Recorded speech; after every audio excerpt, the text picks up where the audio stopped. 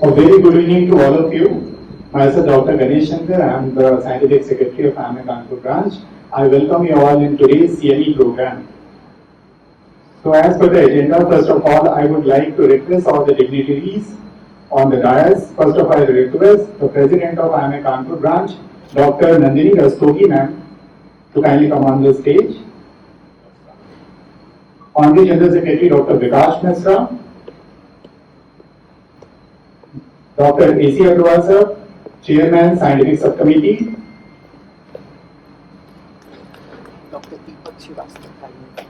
Dr. Deepak Srivastava, Finance Secretary, IMA Kanpur branch.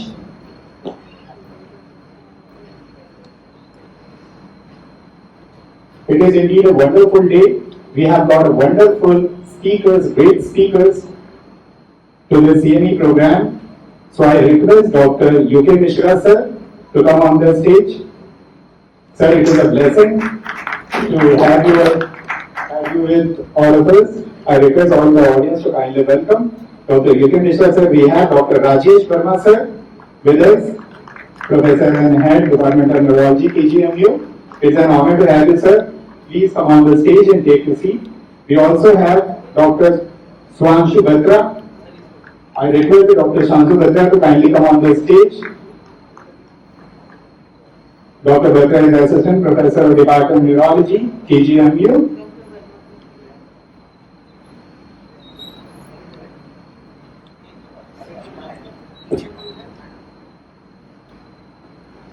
I request the Honorary Secretary, Dr. Vikas Misra, to kindly present the presidential caller to the President, Dr. Nandini Rastogi ma'am. Under the dynamic leadership of Dr. Nandini Rastogi ma'am, we are here in this IMA auditorium conducting this kind of wonderful academic programs.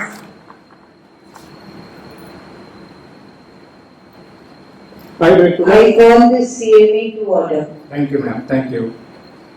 I request Dr. Nandini Rastogi ma'am, the President of IMA Kanpur, to give the welcome address. Respected seniors and dear friends, it is my honor and privilege to welcome you to this evening's CME, where we have teachers of teachers, Professor U.K. Mishra with us, along with Dr. Rajesh Verma and Dr. Swanshu Batra. I am also grateful for our teacher, Dr. I.N. Bajpai, and the senior physicians and neurophysicians and psychiatrists of the city. We are going to be talking on subjects which are of great clinical importance in our day-to-day practice, and I am sure after the learned teachings of today, we'll all be greatly benefit. On behalf of IMA Kanpur sir, a very hearty welcome to you and to you. Thank you for being here, and thank you, Torrent, for arranging this. Thank you.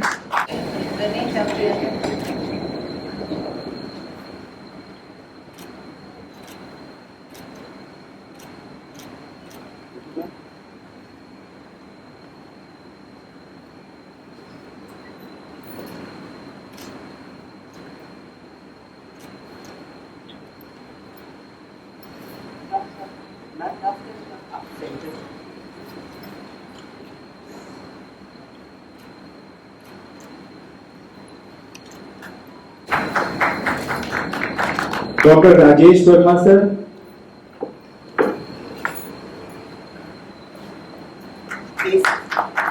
Okay. Dr. Vikas Misra sir, kindly welcome. Dr. Swanshu Batra.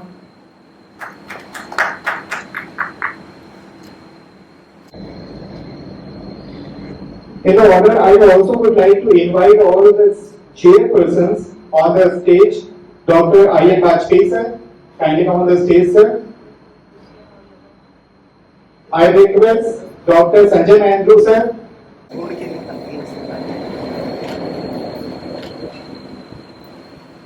It's an honor, sir. Dr. Sanjay sir.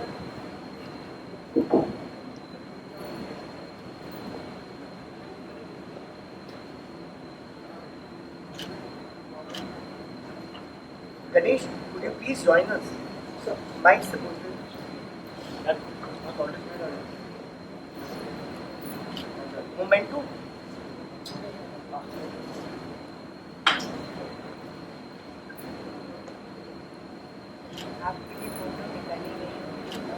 I request the team join to kindly come on the stage. Ashish sir. Formalities हम लोग पहले ही कर लेते हैं. इससे circuit और आराम से. We are really very thankful to College Neuron Division for sponsoring this program under educational grants. Unrestricted education grant. Thank you, College Neuron Division.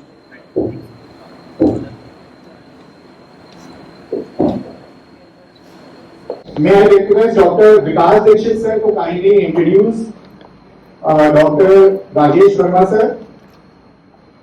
Dr. Rajesh Verma is not new to us. He is an alumni of our GSM Medical College and he did his DM Neurology from BHU Varanasi. Later he joined KGME as faculty. Currently he is heading the Department of Neurology, KGME. He is a devoted teacher and a researcher, has got numerous publications in journals of national and international repute, he is a recipient of various awards, and with these few words, I would now request Dr. Rajesh Verma to kindly start his talk. Good evening. First of all, basically I am a bit nervous as well as I am just getting those nostalgic memories of the past because I did my MBBS and MD from GSBM Medical College in it started in 1983. So then I think in 2001 I joined with KGME. So basically I am part of Kanpur. Always when I come to Kanpur, I always visit my alma mater medical college, as well as I meet my friend Dr. Vikas and others. So this is my passion. Whenever I enter Kanpur, I used to roam through my medical college or like that. So first of all, I would like to convey my gratitude to Indian Medical Association, Kanpur, Dr. Naveed Astodi and other members of the Indian Medical Association for inviting me for this lecture. So this gives me the chance to speak before you, especially at my home place or my alma mater. The second, of course, I praise Torrent Pharmaceuticals, particularly Mr. Ashish, that 15 days back he said, no, sir, you have to participate in our IMA program. So then I see many teachers, my teachers, they are sitting in the audience. I saw Professor Santosh Kumar. So he taught me during my MBBS and MBAs. So I think these are the great moments for me. I will never forget this part of my life, especially evening of today. So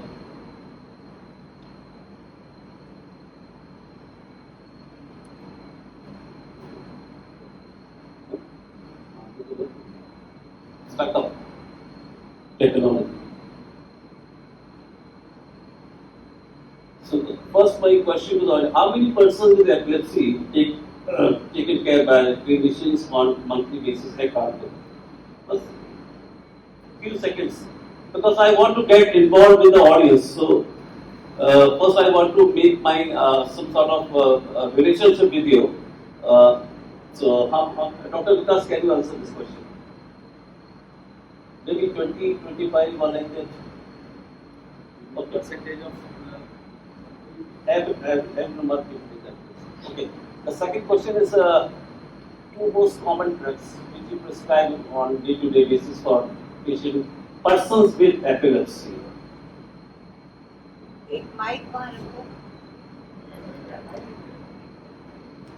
Sodium valproate and phenobarbital, but that can be an individual preference. I will not deny it. just to take a glimpse or idea of flavor. How many epilepsy surgery centers are actively working at Kanpur? No, there is no center as such, epilepsy surgery center. Okay. And then these facilities for this, I'm happy to say, there is mechanical devices to control specifically drug-resistant epilepsy. Are these machines available here? No. With your best of one, I don't know. So now I will start lecture. In fact, this is not a very traditional type of lecture where everybody, without I will say, speak about drugs, the side effects, the indications, and then how to withdraw it like that. I just want to touch those issues which are very pragmatic in nature. I mean, which are every clinician faces a lot of difficulties in managing patients, persons with epilepsy. So I am touching those issues. So,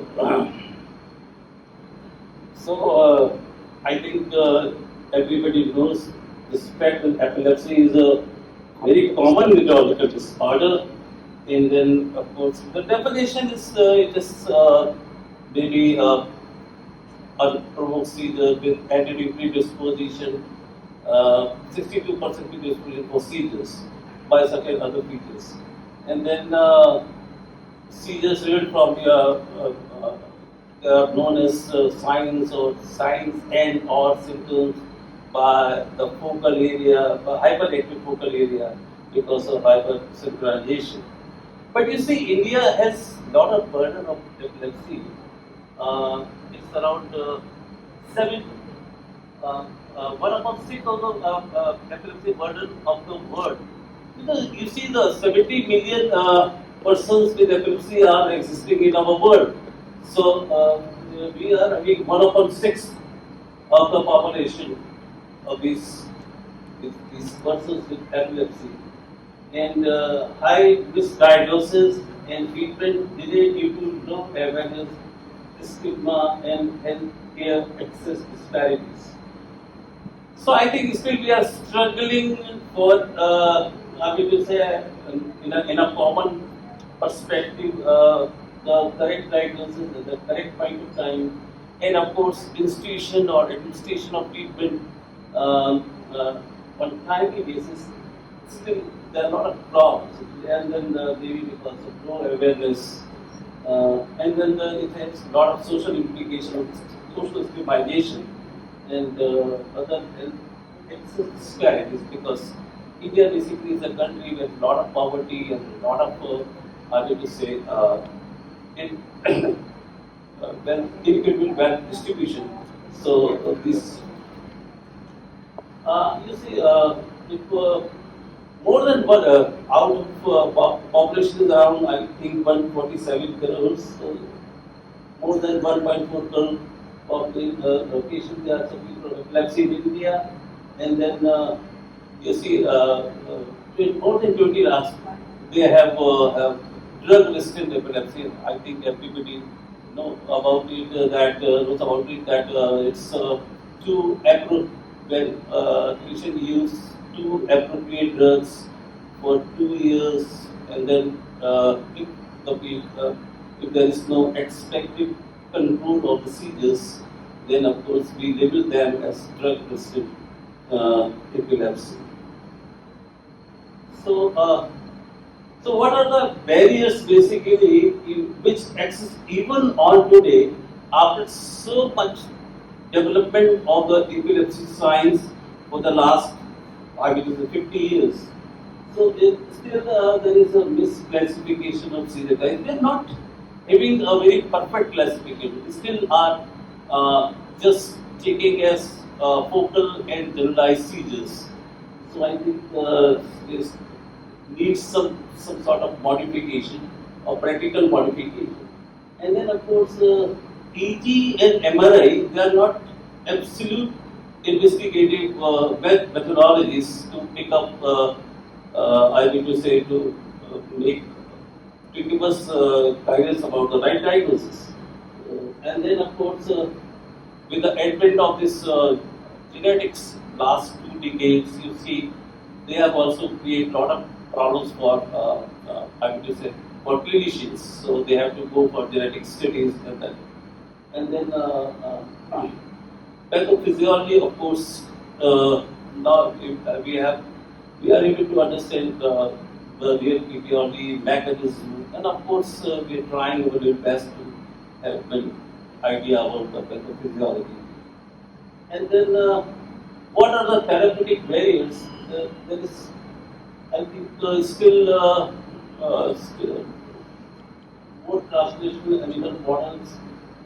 Research is required, and then people trial designs basically they also need revision because you see a very 50% reduction in frequency, and then heterogeneous population of epilepsy and epilepsy syndromes in the cohort randomized trials. So it does not give a true picture of whether the drug is really efficacious or it is quite safe like that. And then so side effects, and then of course in India where you see a lot of poor persons with epilepsy, so this adherence is a big problem. So these people, I mean to say, patients may discontinue the drug just because of lack of money. And then of course the epilepsy surgery is still underutilized in our country. And it is across the globe, not only in India, but in India, of course, we are very poor in I mean to say, this using this modality of epilepsy surgery. Public health barriers, or in a comprehensive perspective, taking into account public health, then stigma, social stigmatization is a big issue, and in my clinical practice of last 25 years, I have seen a lot of divorces, lot of these females basically kicked away from their houses just because of seizures and epilepsy, and then psychiatric comorbidities. Epilepsy go hand in hand with this anxiety and depression. They are very common, 35 to 70%. And then the health system limitations. And of course, in India, driving laws are not so strict, so this is not so important here. Then, what is stigma? I think it's still there, and we should all take resolve that at this part, because it is not the fault of the patients. So the social implications are very dreadful. Sometimes these persons have they suffered a lot because of the social implications. So there are a lot of myths. Even in 2025, after so many good conferences, public awareness programs, public health programs, still people at large take this condition as a contagious, and then maybe as a mental illness or may not work or should not marry. So, so it's a still there is a great diagnosis and underreporting and poor treatment level. Psychological stress is of course you see in our OPDs they have a lot of guilt in their mind or like that. And I've seen these persons with epilepsy. They have been discriminated on at various levels. So then I think role of public education is very important. So we have to go for a lot of public educational programs. I think IMA is doing in all major cities as well as various parts of the state. So it should be the improved understanding the epilepsy as a neurological encourage early help seeking and treatment continuity, because this is the most important part. If you treat the patient, if you make the diagnosis at the early stage, and then of course you plan a right therapy for the patient. I think many times the patient, these patients are well controlled with maybe one or two drugs. So then effective education, I think we have to start it at the school level. We should go to the schools and educate our students, our young students about epilepsy, and then of course with the advent of social media, where we can disseminate these type of awareness programs or like that. So, what are the pitfalls in epilepsy diagnosis? So, this diagnosis rates are quite high. It is 20 to 30% even in developed countries. So, we can just take idea about what is going on in India. So, when there is misdiagnosis, 20-30% in the developed nations. The main diagnosis of epilepsy relies mainly in the physical examination followed by EEG analysis. So people rely much on physical examination, and majority times you get clear-cut signs on physical examination. So errors lead to unnecessary treatment with anti-seizure medications. Misdiagnosis often linked with this drugs or non-epileptic disorders. So you see, this is a typical identity guess what is the diagnosis by simply looking over this EEG page. So generalized seizure, early morning. Primary generalized epilepsy. Primary generalized epilepsy. Basically, polyspike disorder is it's a juvenile microepilepsy. So again, I think this is very typical pattern in absence series, 3 hertz pattern, right? And you see here it is a filter leads carefully. So it is a type of filter. This intermittent polymorphic delta activity is also this idea about. So misinterpretation of non-epileptic events like and I think there are a lot of papers published in the literature defining about the features which are a part of non-epilepsy phenomena like asymmetric movements. Long duration is of course we think we always say 3 to 5 minutes, but here there can be half an hour, 1 hour like that. And there are emotional and psychic triggers, and there is a normal post-ictal behavior. So, International League Against Epilepsy recommend video encephalography monitoring as the gold standard for diagnosing psychogenic non-epileptic seizures. So, I think everybody who is treating patients of epilepsy, certainly they often they have difficulties to differentiate between true epileptic seizure or epilepsy with a PNS. So video EEG is of great help in these situations. So again, you see, you have to give a lot of time in history taking. So wherever you see a patient, you should take history. I think this is the most important part of the assessment of any person suffering from epilepsy. Right. So of course, it should be a sort of a structured method of documenting the details of the patient, because you have to look over again and again. There are a lot of follow-ups, because once you start treating a patient of person with epilepsy, then we have to follow maybe for 3 years, for 5 years. So your documentation can be of great help for monitoring and surveillance purposes. So then EEG is still important, but sometimes we over-rely. And then there are a lot of situations where EEG is, the reporting is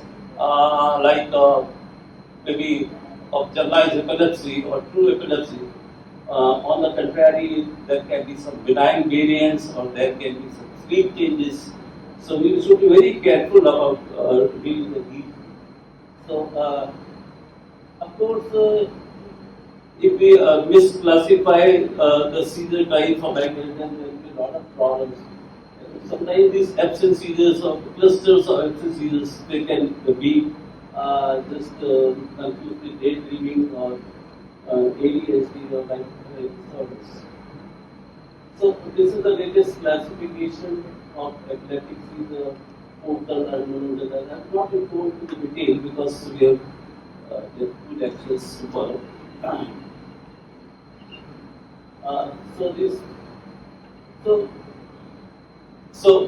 I don't know if you see a person with seizure for the very first time. What is your choice of neuroimaging? CT or MRI or CT or MRI first, or CT followed by MRI?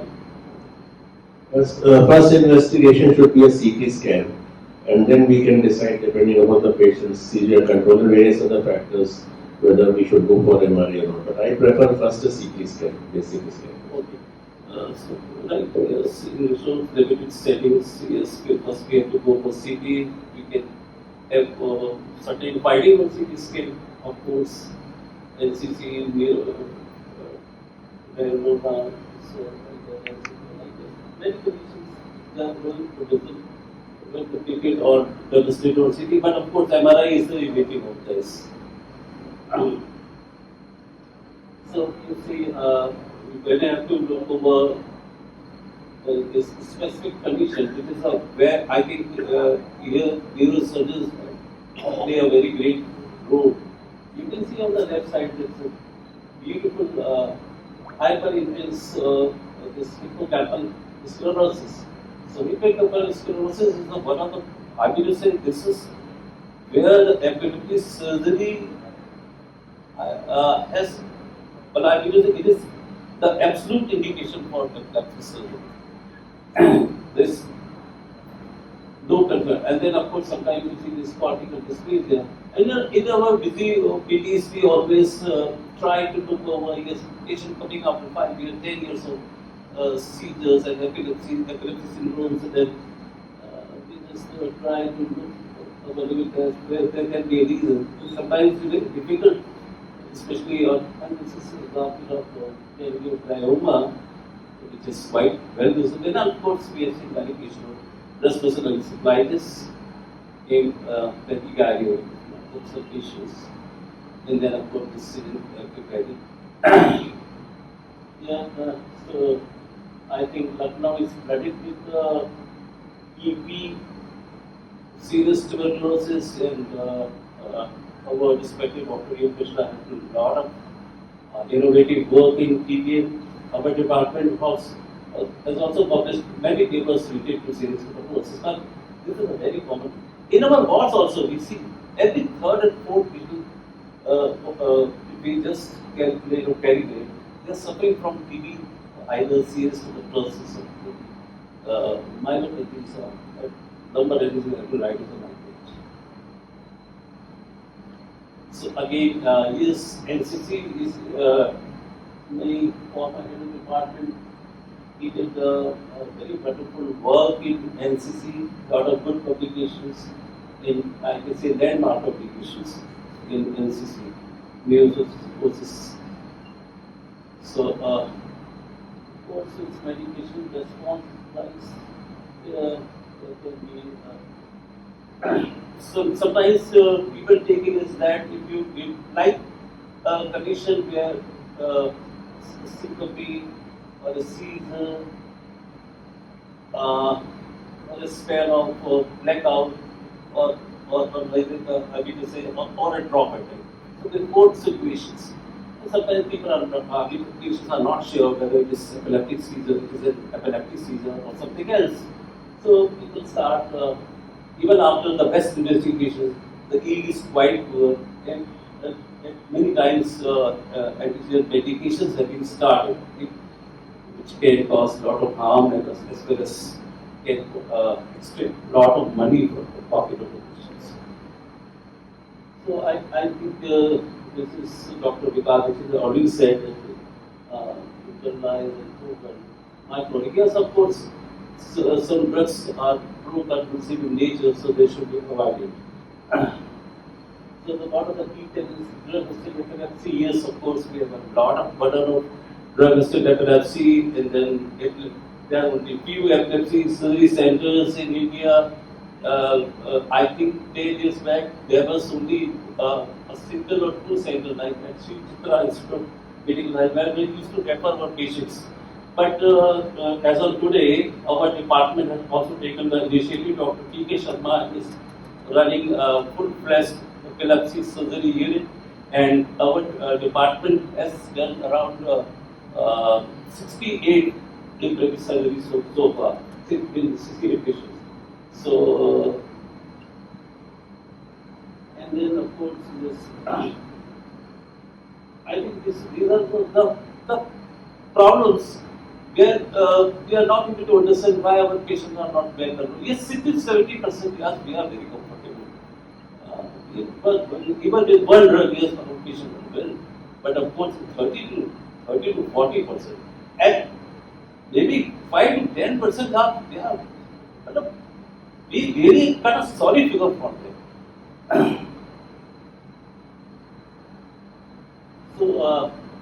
So again, there are a lot of gaps in activity surgery. There are not really, I mean to say, good number of centers, and then of course, there are also the physicians are also not very much inclined for referring their patients for epilepsy surgery. They are trying drugs in various combinations, and then of course there are also patients also they don't take it as that epilepsy surgery can help them.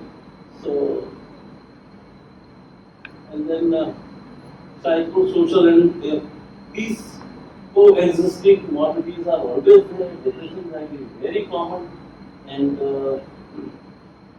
all these social events, marriage, divorce, all like this, all are happening in other persons suffering from epilepsy.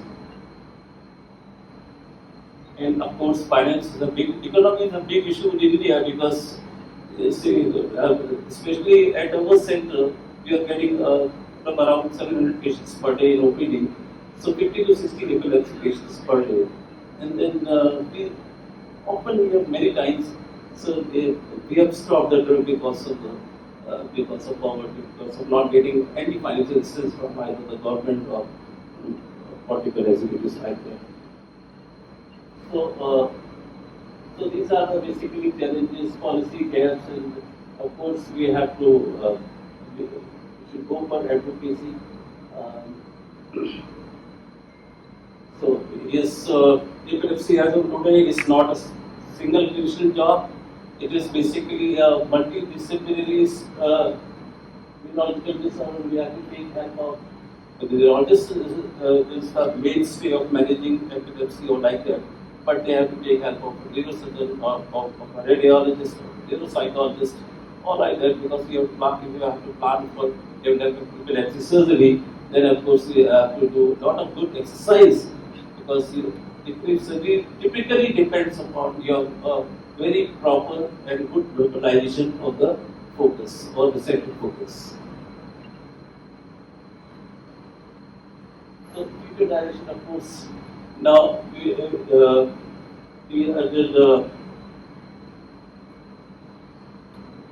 approaching towards precise medicine for a particular individual, right? So a lot of good things are going on. So we have to go for genetic testing, and we are trying to get biomarkers, and of course this predicting drug response, because every patient is different from other.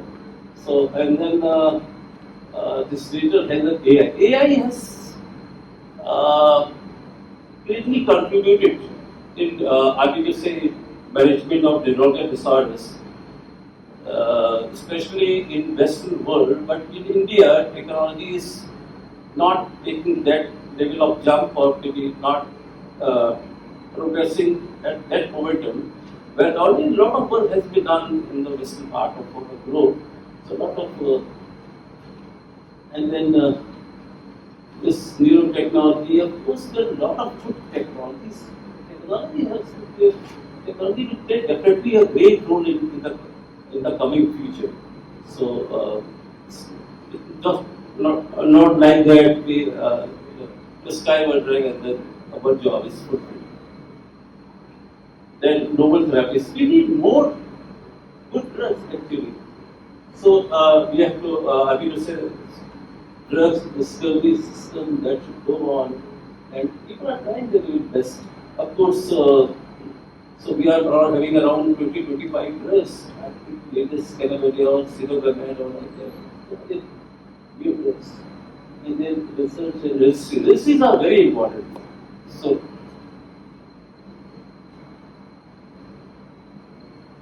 I will fast.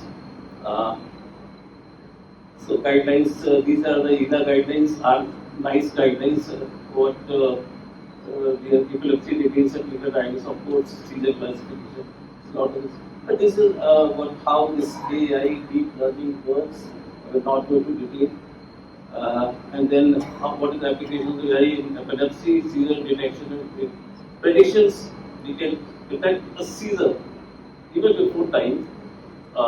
And then it's already automated diagnosis, and then we can monitor well with the help of AI.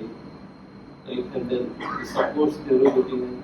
What is that? People, I think, majority of people sitting here, they are using ChatGPT for getting answer on the questions.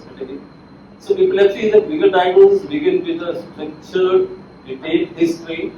Video EEG is the gold standard in unclear or refractory cases. MRI protocol should be used, especially in focal epilepsy. Beware of seizures, mimics, consider PNS, syncope, or active seizure mimics, and then involve multidisciplinary team where the diagnosis is uncertain. Periodic reassessment is essential, especially with poor AV response. Misdiagnosis causes harm from psychological, financial, social, and medical. For follow current guidelines, I will just say what have been published or given by international authorities. Thank you. Thanks to all of you. Thank you so much, Rajesh sir, for the wonderful presentation.